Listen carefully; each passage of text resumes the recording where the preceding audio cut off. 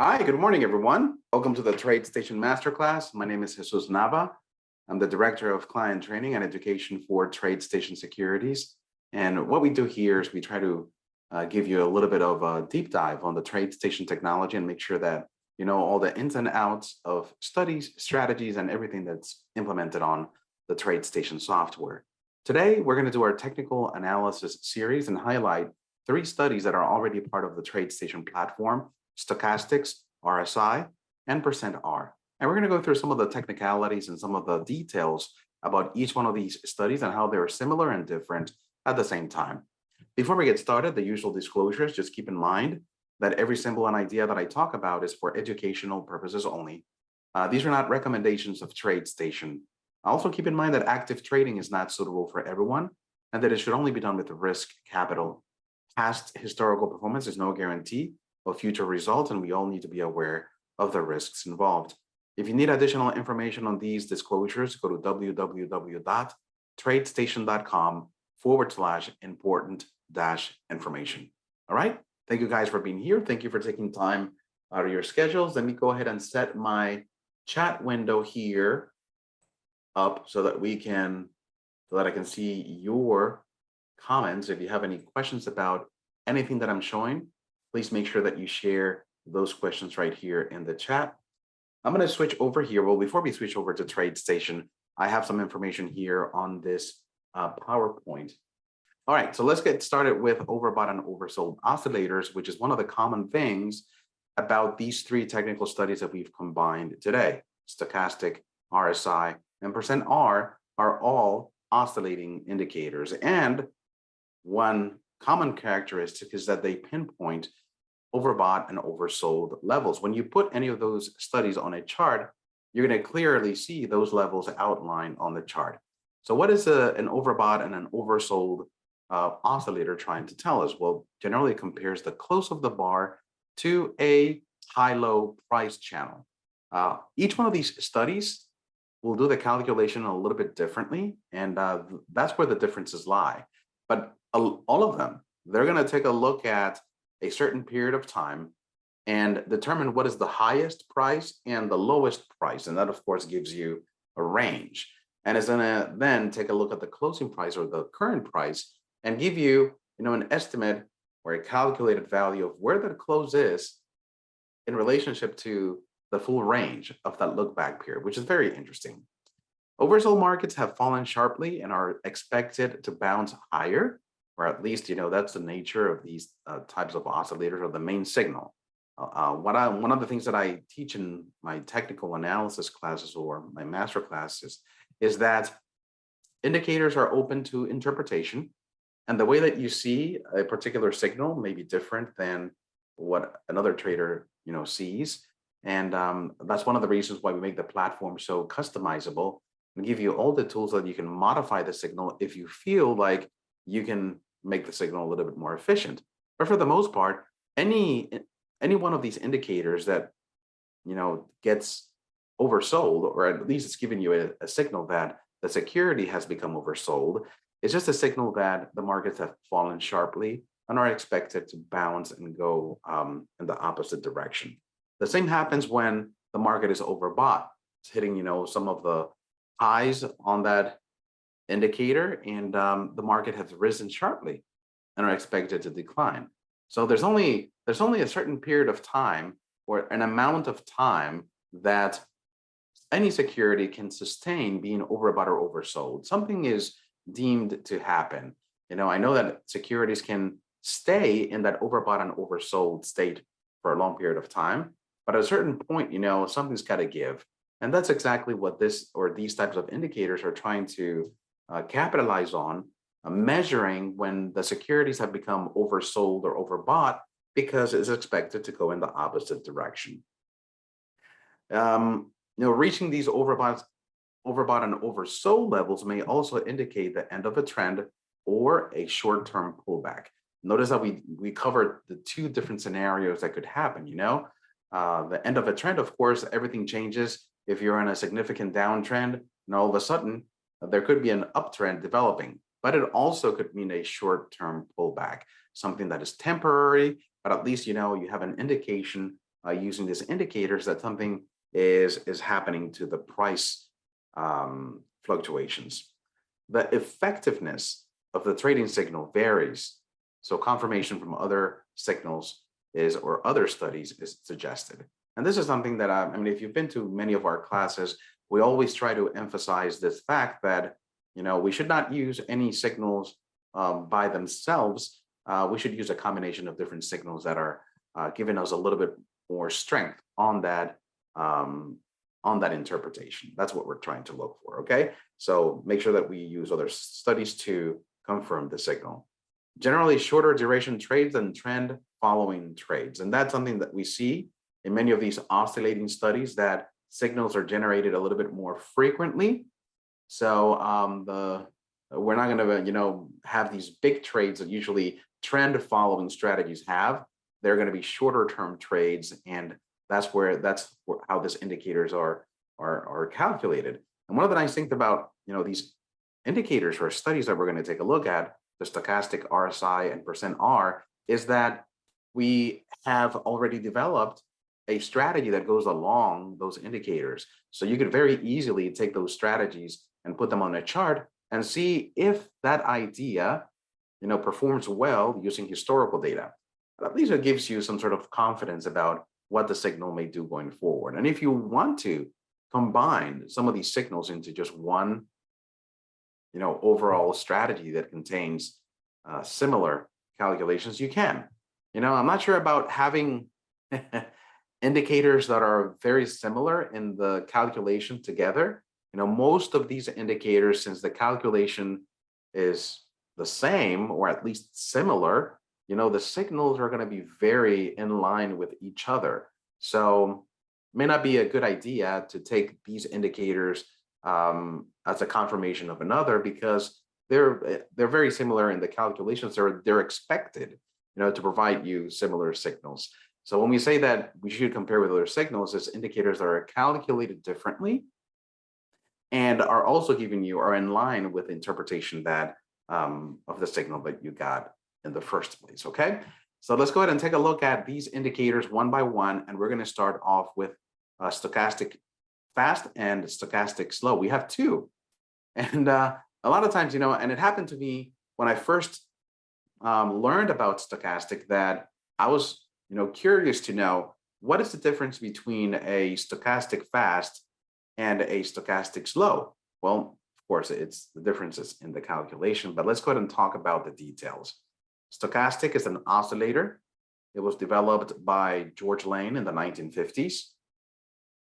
Compares the close relative to a 14-bar high-low range. Goes back to what we had said originally. All these oscillators will take a look at a historical period, identify the highest high and the lowest low. That'll give you the range and give you the relationship of the closing price or the current price with that range. So this is the formula. This is like the math involved in stochastic. And there is an element to stochastic that gets calculated, and it's called %K. And that's what you see right here on this bullet item, %K, and the formula. But if you notice in the formula, let me go ahead and see if I can bring up my laser pointer. All right, so here's my laser pointer. See if I have another tool here, so a pen. So first, all right, so first we have this calculation. Everybody sees here? So we have the highest high and the lowest low. Of course, it's going to be the highest high and the lowest low of the 14-bar look back period. Okay, so that gives you a range, but then it's going to calculate how the close relates to the lowest low. That's going to give you a difference. We take that difference and we divide it by the result we got on the range. And that gives you the relationship. If you multiply it by 100, it gives you the relationship of the close within that range. It's more like a percentage. If it's at 0%, you're all the way at the bottom of that range. If it's at 100, then you're at the highest level of that range. Pretty much it gives you that ratio, all right? Let me go ahead and erase. There we go. Okay. Next, stochastic fast uses %K, and that is more sensitive to price changes, resulting in more trading signals. So that's the main difference between the stochastic fast and the stochastic slow, is that the fast uses the %K calculation as you have it right there on the previous bullet point. No smoothing factor. Stochastic slow takes that calculation of %K and applies a 3-period moving average, which reduces the number of signals. Okay, so that's the main difference. Not difficult at all. And you can choose whether you want to use the more sensitive one, the stochastic fast, or the smoother one, which is the stochastic slow. If I go over here to my TradeStation platform, let me show you what they look like. All right, and I'm going to go to Studies, Add Studies, and go down to Stochastic, and you find the 2 stochastics right there, stochastic fast and stochastic slow.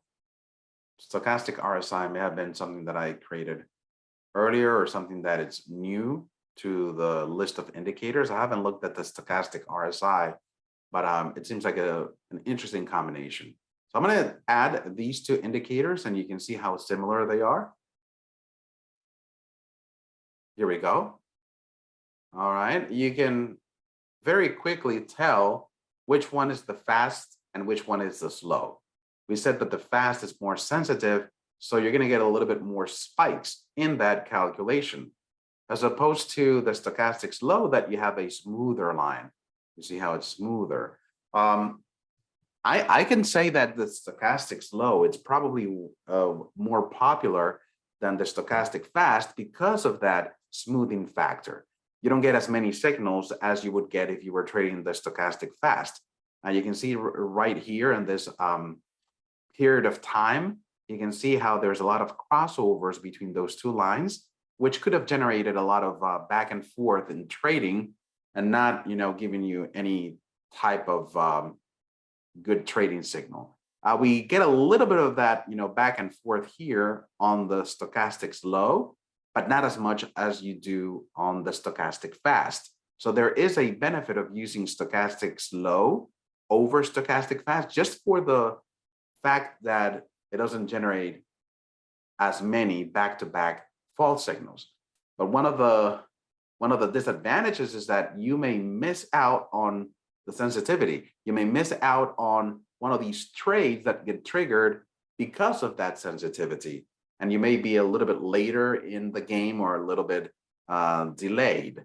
So that's one of the disadvantages of using smoothing factors, is that it's a little bit late in responding. Okay, so there's a balance that you have to strike between, do I want sensitivity or do I want the smoothing factor so that I don't get those false signals? So the 2 indicators are there. You can use them and test them. If I were to go here into the studies and add strategy, let me see what strategies we have here for stochastic. If I go here to stochastic, you can see that the ones we developed, or the ones that are part of the list of strategy components, are the stochastic slow. So we don't have a strategy for stochastic fast, and we have the long entry and the short entry. We can put those into the chart and test any trading signals using historical data. One thing that I wanted to talk about is some of the signals that stochastic is showing. Let me go back here to my PowerPoint and talk a little bit more about stochastic. Oh, one thing that I didn't mention is that signal line %D. So in addition to calculating a %K, it also calculates a %D, which is a 3-period moving average of %K. And that's the reason why when we look at the chart, we have 2 lines. We have the red line and the blue line.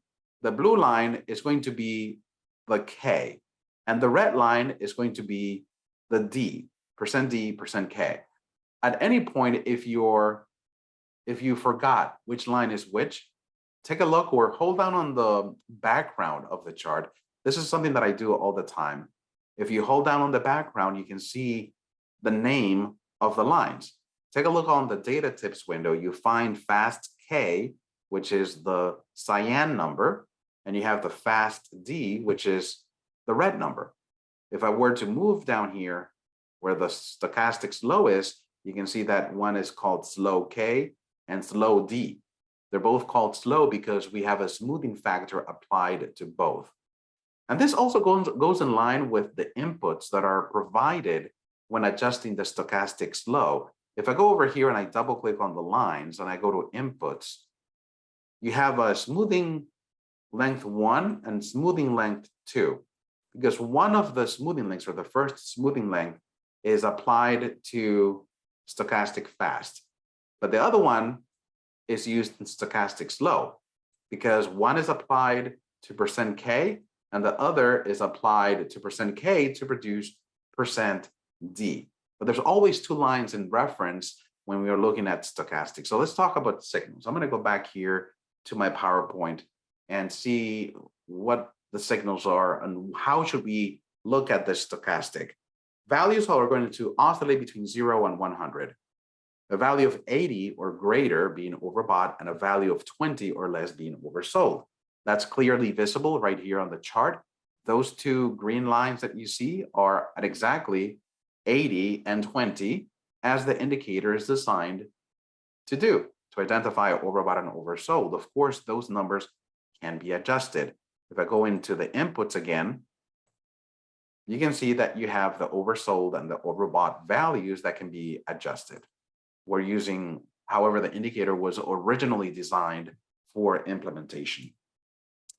A value of 80 is interpreted to mean that the price closed above 80% of all prior closing prices that have occurred over the past 14 days. That's interesting because the same can be said about the oversold section. If you have a value of 20, that can be interpreted to mean that the price closed, only above, 20% of all prior closing prices that have occurred in the past 14 days. That would be the other way around, lower than 20%. So it's a very nice calculation to find out which securities are overbought and which ones are oversold. We, of course, can adjust the 14-day period. One of the things that TradeStation really shines in is the ability to, or the feature that gives you the ability to modify the calculation of these indicators. 14 is the original calculation, but of course you can modify that to, test different scenarios. One thing to keep in mind is that strong trends can maintain overbought and oversold conditions for an extended period of time. So we're not really looking for securities that have reached an overbought and an oversold state, because, as we said earlier, a security can stay in those state, in that state for a prolonged period of time. And it's just a confirmation of the actual trend. If you have a very significant uptrend that moves really fast, of course, you're going to get a lot of securities that have reached that, overbought state. The same happens when you have a very significant downtrend. It's very easy to find stocks that are oversold, but the fact that they're oversold or overbought is not what this indicator is looking for specifically. It is the crossover of the two lines that are part of the indicator calculation, the D and the K, the %K and the %D. So a bullish signal is when %K crosses over %D in an oversold market. And a bearish signal is when %K crosses under D in an overbought market. So yes, we're betting in the opposite direction. That's the default alert. So if we look at the indicator for a moment, by the way, I'm going to remove the fast since the strategy is based on the slow, and take a look at when the signals are generated. Okay, so over here we have the two lines coming over from an oversold area. You see the two lines, below that green level, the 20 level of the stochastic. They go up, and notice how the signals are, or the trading signal, I'm just looking over here, the trading signal is not generated when they reach that overbought state, but when the two lines cross, see the two lines cross right at this bar. That's when the blue crosses below the red. And the crossover needs to happen in the overbought area. When that crossover happens, then we take a short trade. Of course, this was not a good trade because as you can see, the percent K line and the percent D line, they kept on going and they kept on being overbought. And the two lines did not, bounce and go in the opposite direction until much later. So what's happening right here? We are stuck in a short trade that is losing a ton of money. Why hasn't this short trade been, why hasn't it been exited? It's because we have no risk management applied on this strategy. This is just bouncing back and forth between a long entry and a short entry. And if you think about this,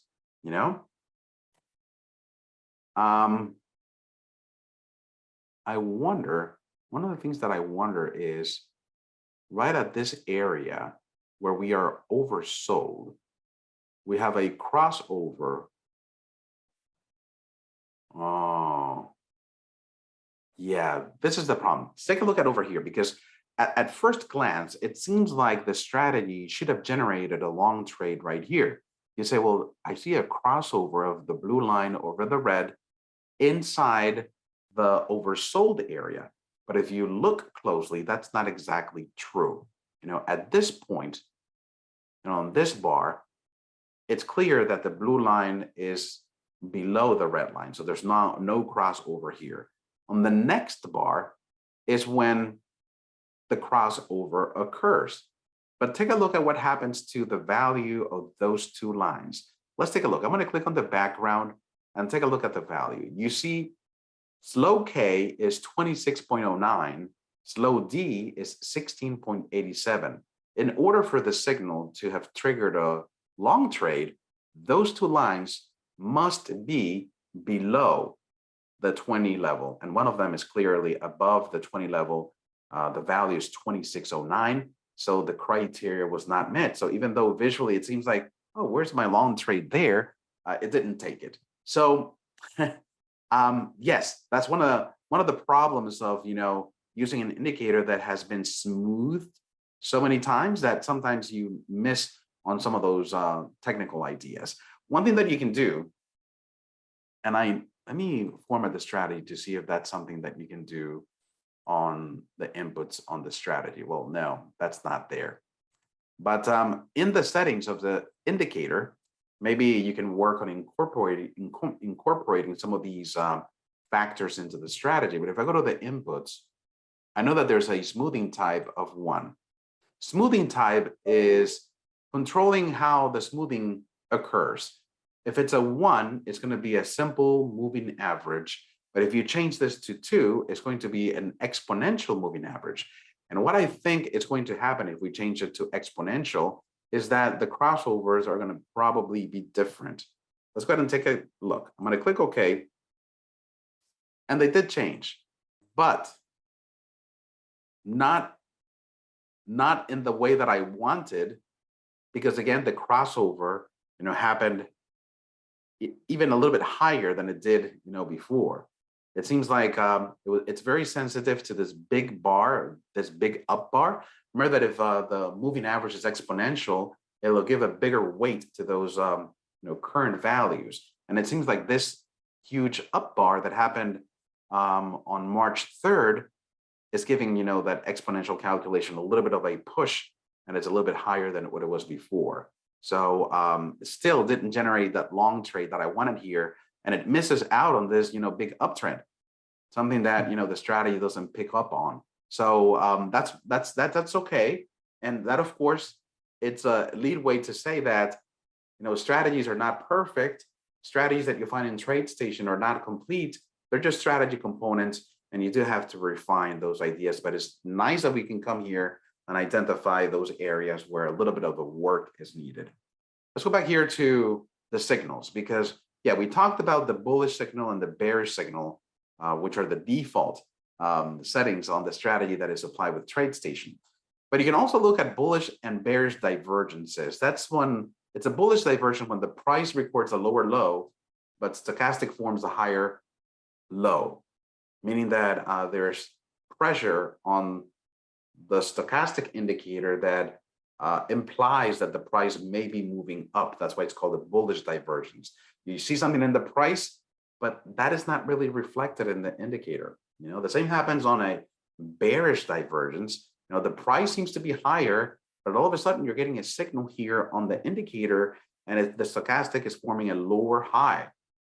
So instead of forming higher highs, there's a lower high. So it seems like it's losing steam, losing momentum, and it could be a bearish divergence. So that's another way of interpreting stochastic, which is not the default on the strategy. So I'm just putting it here so that if you're interested, you can also test that, but it would have to be created into or built into the strategy. The strategy just uses, you know, let me turn it into a laser pointer. So the strategy is going to use the bullish and bearish signals at the top, but these are just different ideas that you can test in stochastic.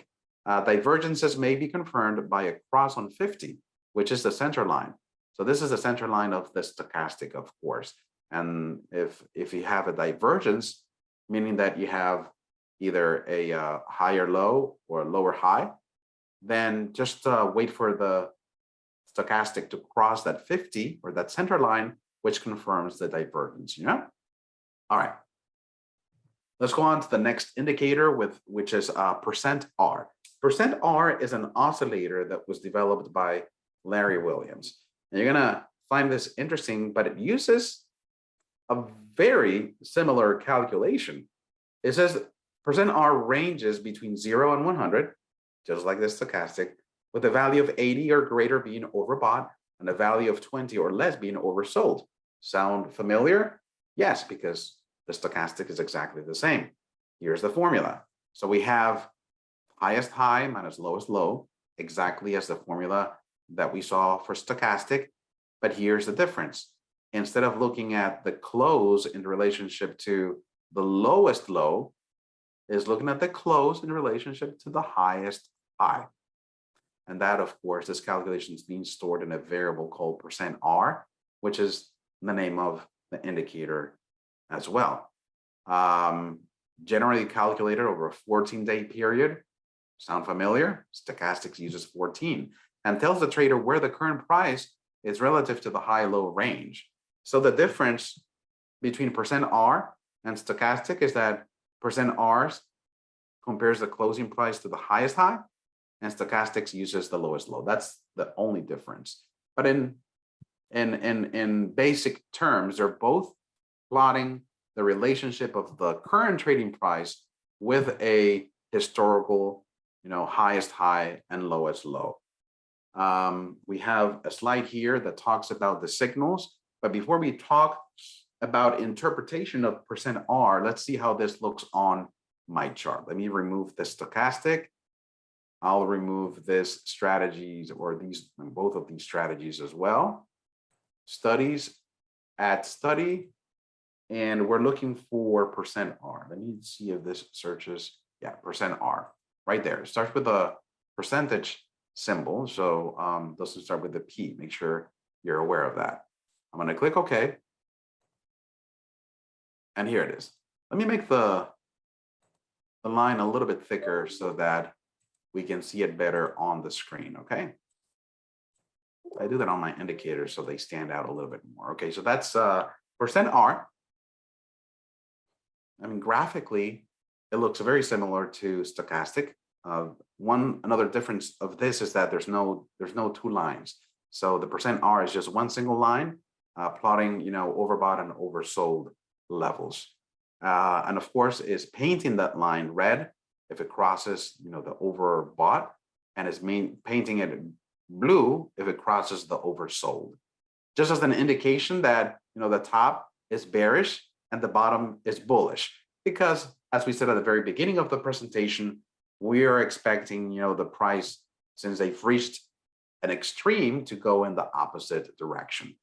If you want to couple this with a strategy, then studies, add strategy. The strategy does not start with a percentage sign. It actually starts with the word percent. So we have a percent R and percent yeah, percent RLE and percent RSE. We put those two on the screen. And the criteria here, let's go here to the signals because I want to see what those signals are. Overbought and oversold readings don't mean a reversal will occur. They sometimes confirm the trend. I think we talked about that a little bit. You know, the fact that you've reached an overbought doesn't mean that the price is going to go in the opposite direction right away. A security may stay on an overbought and an oversold state for a prolonged period of time. We have a bearish signal and a bullish signal. In a bearish signal, a move below 50 after an overbought reading, a move above 50 after an oversold reading. So what we're trying to say here is that, okay, so we are oversold right here. Oversold, oversold, oversold, oversold, oversold. But all of a sudden it drops below 50 and then it gets overbought. I mean, oversold. Did I say oversold up here? No, this is overbought. It's above 80. You know, sometimes I do these presentations and then I get these names mixed up. So this is overbought. So we have overbought, overbought, overbought. So the same happened over here. So the conditions must be a little bit different because what I'm trying to figure out is the reason why we did not get a short signal right here. We were overbought. You know, the percent R went below 50 and it went oversold. So let's go ahead and take a look at the conditions here. I'm going to go to the percent strategy and I'm going to edit the easy language for the long entry just to have an idea of how the strategy is calculated. All right, so this is percent R.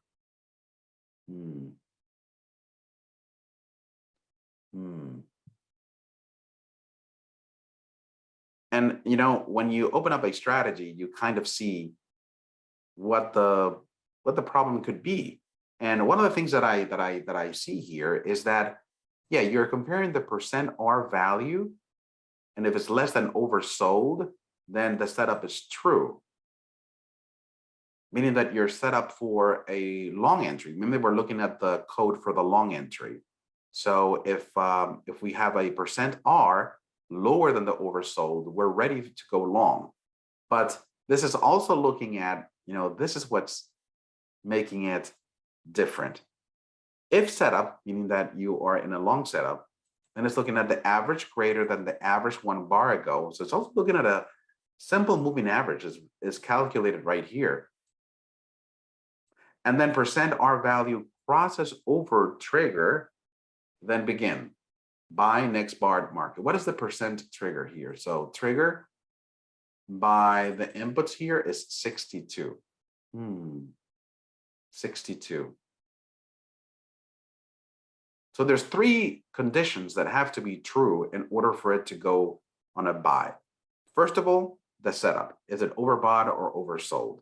Second, take a look at the moving averages. In this case, the moving average value has to be higher than the previous bar. So you need a little bit of upward momentum. And then you need to make sure that the percent value or the percent R crosses over the trigger. In this case, is 62 on a long entry. So when I went over here to the chart and I said, well, why is it that I don't have a short entry here? You know, we have the long entry generated here when it crossed to, you know, when it crossed the trigger of 62, but I don't get a short entry here. And I think the reason may be because of the moving averages. If you guys remember, one of the conditions is it overbought? And it is. Did it cross the trigger? It did. Let me go ahead and take a look at the short entry just to make sure that I'm looking at the right trigger. I think the trigger for a short entry is 38. So it has to go or cross 38 in order for you to go in a short trade. Sell it short when it crosses under trigger. So yes, the setup, we are overbought. And average has to be greater than average 1 bar ago. Now this is what average is. This is a a 14-day average. Let's go ahead and take a look. I'm going to add a 14-day average here to my screen so that I can understand the signal. And I'm going through this because these are some of the exercises that I go through in order to understand what an indicator is doing for me. You know, I'm not just going to follow an indicator signal just because everyone's following it. I want to understand the calculations. Why is it generating a signal? Why is it being calculated the way that it is? And what this, 71.43 actually means. So I'm going to come here and add a study because I want to see the moving average and see if it generates a signal. So I'm going to do a simple moving average. And it's going to be a 14 bar, just that's the stochastic. There we go. And let's see. The moving average, the signal, if you look at the signal here, first, the average of the current bar needs to be below of average 1 bar ago. Okay, so let's go back here. And you guys remember the trigger? The trigger is 38. So let's go back to TradeStation. Here, we are overbought. Condition 1 is true. Over here, the percent R at this point, percent R is 17.12. So at this bar, the second condition is met, which is you got to cross below 38, and it did. But take a look at the moving averages. It's looking for the moving averages to also be in line with that, with that short entry. And in this case, take a look at the moving averages. On this bar is 152.25. On the prior bar is 152 even. So the moving averages are not in line with our short entry. And that's the reason why this strategy did not take the short entry right here. It's because it's looking for the 3 conditions to line up. And I think we were already clear on what those conditions were. Okay, so go inside the strategy to get the details on why a strategy may not be generating a signal.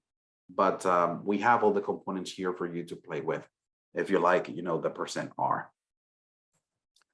Other signals that you may want to take a look at, momentum failure. So failure to move back into overbought or oversold territory after being there consistently is a signal that momentum is changing and price may move significantly. Move through 50 may be used as confirmation. So momentum failure. So that's when we look at these areas right here, for a prolonged period of time. This is actually Apple. For a few weeks, Apple was overbought, overbought. It gets to a point that, some areas here actually went below the overbought level. But it wasn't until this point right here that we saw the percent R drop below 50. In fact, right here, the percent R is 44.58. It lines up with this down bar. So things gave an indication that they were going to change, and they did, for, a week or so. But then again, the market picked up, so that was more like a correction more than anything else. But again, yes, those percent R values moving below the 50 line are also something we should pay attention to. All right, let's go over here to the next indicator. All right, this is the RSI. Again, also an oscillating indicator, also plots overbought and oversold levels. It was developed by Wells Wilder in 1978. Measures the magnitude of price changes to identify overbought and oversold conditions in price. So we put RSI in the mix of stochastic and percent R because it has overbought and oversold levels. But the way that it calculates, it's significantly different than the stochastics and percent R. So I had some doubts about adding it here to the mix or not, but the fact that it's an oscillator and the fact that it identifies overbought and oversold was the reason why I added it to the mix. But it calculates the net price change average. What does that mean? Net price change. Well, as the RSI calculates, it's going to see how the price changes from bar to bar. And it's going to have or maintain two buckets of price changes, positive and negatives. So it looks at, the relationship of two bars and it says, oh, the price went up by 2 points. That's a positive 2. We'll put that in the positive bucket. And the next bar, the price drops 1 point. So that's a negative 1. We'll put it right here on the negative bucket. And it maintains those two buckets and then creates a net price change. It adds them together, which is the net change. And that's one of the calculations because it calculates the absolute total price change average. What is that? Well, how much is the price changing regardless of it being negative or positive? So one of the calculated values, of course, is the net change. I'm interested in knowing, positives and negatives, mix them together, what's my net? But on another calculation, I want to know the absolute change. So if you moved 2 points higher, I'm interested. If you moved 3 points lower, I'm also interested because those are 3-point movements. I'm not going to look at positive or negative. I'm just going to look at the magnitude of the price change because after I have that, then I can have a ratio. I can say, okay, I have my net and I have my total. I divide them and I get a ratio, and sometimes, if you have a stock, that moves 1 point for 1 point each day for 10 consecutive days. This is just an example. It moves up 1 point every single day for 10 consecutive days. At the very end of those 10 days, you're going to have 10 points higher.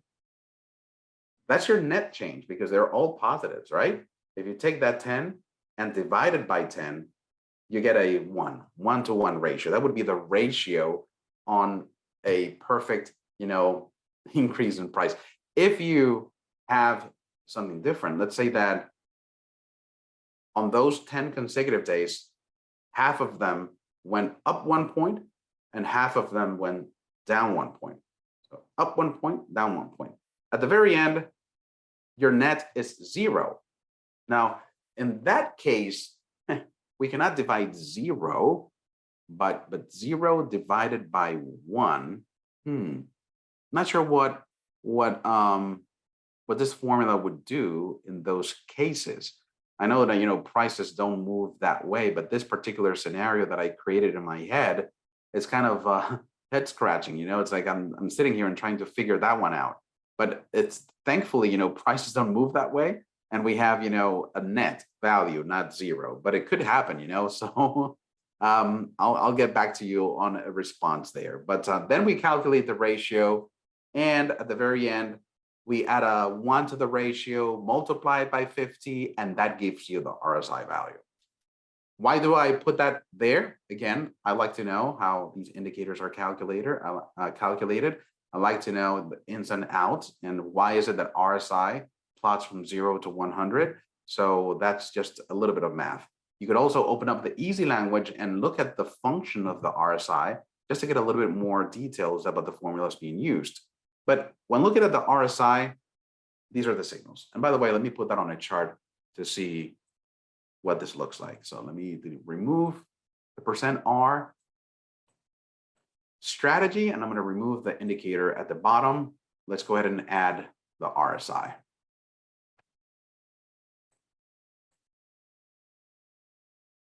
All right, again, we have the overbought and the oversold levels. On the RSI indicator, the overbought level is 70 and the oversold is 30. You can change those if you want. But we have a strategy that goes along with it. So add strategy, and it would be the RSI strategy. We have both of them, the long entry and the short entry. So it's going to do precisely that, trade based on the crossovers. Now, it's an interesting thing that the RSI strategy does not trade when it reaches the extremes. You would think that it did, but it doesn't. You would think that as soon as it reaches an overbought, oh, that's an indication that I need to sell. Or when it reaches an oversold, that's an indication that I have to buy. It doesn't do it at that point.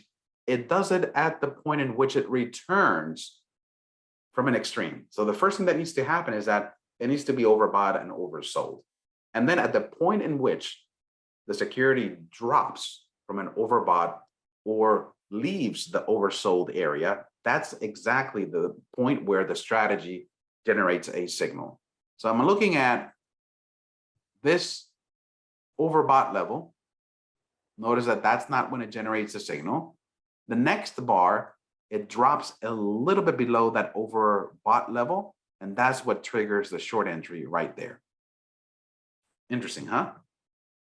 By the way, all these strategies that we've looked at have access to the strategy performance report, so you can gauge performance and you can see if the strategy ideas make sense or not. But let's go ahead and take a look at some of the signals that are, available with the RSI study. Overbought above 70 and oversold below 30. Reading may continue in strong trending markets, meaning that you may have an RSI value that maintains itself on the overbought area or the oversold area. That may happen, but that's not where the signal is. The signal is when it drops or when it leaves those areas that are overbought or oversold. Works best when price moves sideways within range. So it doesn't do a good job in trending markets. That's why a lot of these oscillating indicators are meant to be are meant to trigger short-term signals, not trending signals. Price crossing back under 70 or back above 30 may confirm the change of direction or a corrective pullback. That's what we're looking at. I've been on an extreme, but now all of a sudden I'm coming back. That's where the trade is generated. You can also have a divergence when prices are making lower lows, but the RSI has higher lows. This is similar to what we talked about in the %R. Divergences are always are something that you should look at if you are using an RSI indicator as the basis of your signals. So you can be aware of all the different interpretations and not miss a trade because you weren't aware of a particular signal. One thing to keep in mind is that divergences are misleading in strong trends. So again, these types of indicators are used mainly on sideways markets. That's where they thrive. And on trending markets, we should use indicators or strategies that are designed to follow the trend. Okay, so those are some of the things that I wanted to show you on the RSI. These are just some ideas that I wrote here about the RSI as well. This is a bullish failure swing. The RSI moves below 30, so it's oversold, bounces above 30, pulls back, holds above 30, and then breaks its prior high. These are some of the things that I found on the net, and I just found that it was interesting. And it has the opposite side when you want to look at the bear side, but I put it here just in case you want to modify the RSI and kind of test these ideas as well. We always, talk about the original idea, that why the RSI was created and how it was created and how it was intended to be interpreted. But a lot of times, you can refine that idea and make it your own. This is a bullish trend following. The RSI tends to fluctuate between 40 and 90, with 40 to 50 acting as support. And then you have the opposite side. A nice thing about, this RSI indicator is that I can come here and let's suppose that I want to use it as an oscillating line, but instead of looking at oversold and overbought, I want to see how this line, reacts to crossing 50 and look at, how the prices correlate to crossing 50. So if I make the oversold 50 and I make the overbought 50, both of them 50, and click OK, you can see how those two lines are pretty much drawn at the middle and they look like one single line. So we have like the RSI divided in two. Everything above 50 is going to be red and everything below 50 is going to be cyan. Can we design a strategy that generates a signal when it crosses 50.